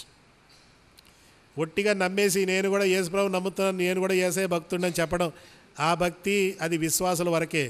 శిష్యులకు భక్తి ఎప్పుడు వస్తుందంటే ఈ లెవెల్కి వచ్చాక భక్తి అనే మాట వచ్చి, ఆ తర్వాత చివరిగా మరి భక్తి నుండి సహోదర ప్రేమ ఎక్కేసావు.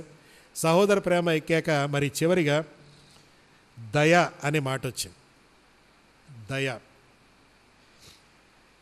భక్తి యందు సహోదర ప్రేమ, సహోదర ప్రేమ యందు దయ. కింద చిన్న అర్థం ఇచ్చారు. ఏంటది? 2వ నంబరు. దయకు మరో పేరేంటి?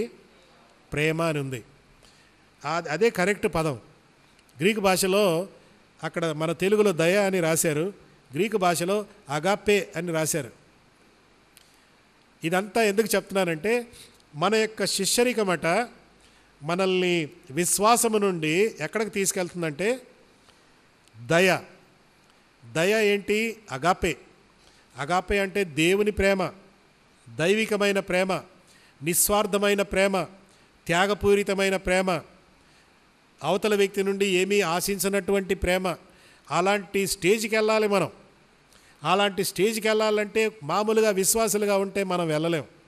ఈ శిష్యరికంలోనే ఆ లెవెల్కి వెళ్ళే సహాయం పరిశుద్ధాత్మ దేవుడు మనకు చేస్తాడు. అప్పుడు మనము ఎక్కడికి వెళ్ళిపోతున్నాము? దాదాపు దేవ స్వభావం. ఈ లెవెల్కి వచ్చేలోగా ప్రజలు నన్ను చూడరు, నాలో ఉన్న యేసయ్యను చూస్తారు, నాలో ఉన్న యేసయ్య లక్షణాలు చూస్తారు. వారు నన్ను చూసి ఈయన నిజంగా యేసయ్య బిడ్డండి, ఈయన నిజంగా యేసయ్య ఫాలోవర్ అండి, ఈయన నిజంగా యేసయ్య భక్తుడండి అంటూ నేను చెప్పకపోయినా నా జీవితాన్ని చూసి ప్రజలు అలా మాట్లాడతారు. అందుకే శిష్యత్వం యొక్క మెట్లు మనం ఇక్కడ చూసాం. దీనిని ఒక మాటతో మనం ముగించుకుందాం. 8వ వచనం చూడండి. ఇవి మీకు కలిగి విస్తరించిన 8వ వచనంలో ఇవి అంటే ఏంటి? ఇవన్నీ పెద్ద లిస్ట్ రాశాం కదా. ఇవన్నీ కూడా ఏమవ్వాలట? మీకు కలిగి విస్తరించిన ఎడల. ముందు మీరు కలిగి ఉండాలి, తర్వాత అది విస్తరించాలి. ఒట్టి కలిగి ఉంటే సరిపోదండి. మీరు మారు మనసు పొంది 1 సంవత్సరం అయిందనుకోండి, 1 సంవత్సరంలో మీ విశ్వాసం ఇంకా బలం అవ్వాలి.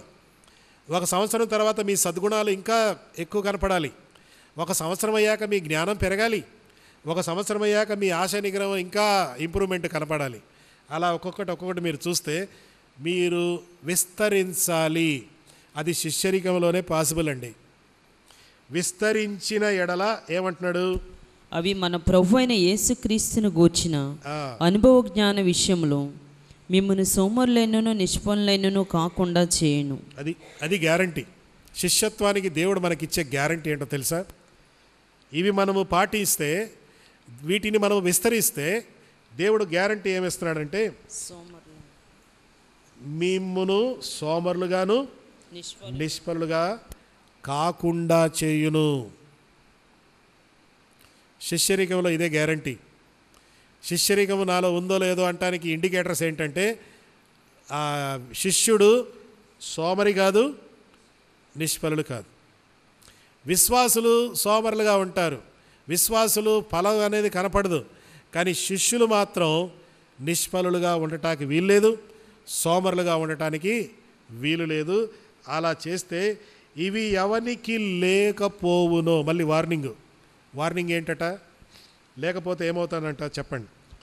వాడు తన పూర్వ పాపమునకు శుద్ధి కలిగిన సంగతి మరిచిపోయి గ్రుడ్డివాడును దూరదృష్టి లేనివారుగా.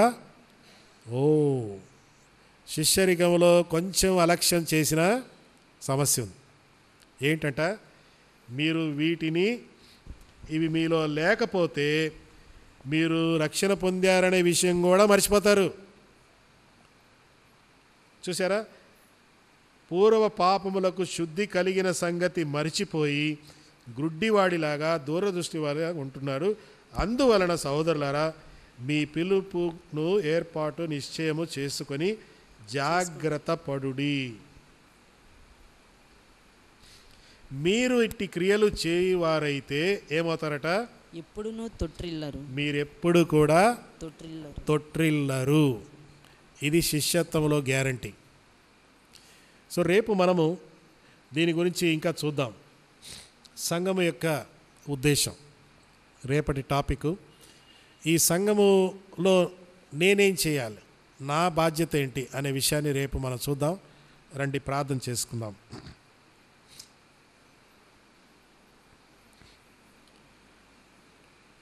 దయగల తండ్రి యేసయ్య, భ్రష్టత్వంలో ఉన్న మమ్ములను మీరు విశ్వాసములోనికి నడిపించి దేవ స్వభావం అనే ప్రక్రియలో మమ్మల్ని ప్రవేశపెట్టారు. మేము ఏ స్టేజ్లో ఉన్నామో మాకు తెలియదు. మాకు సహాయం చేయండి.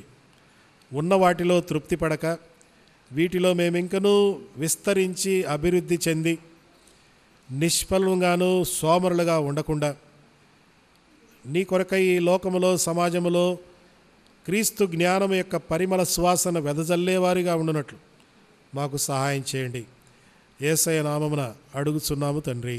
ఆమేన్. ఆమేన్. సర్వ సృష్టికర్త అయిన తండ్రి అయిన దేవుని ప్రేమయు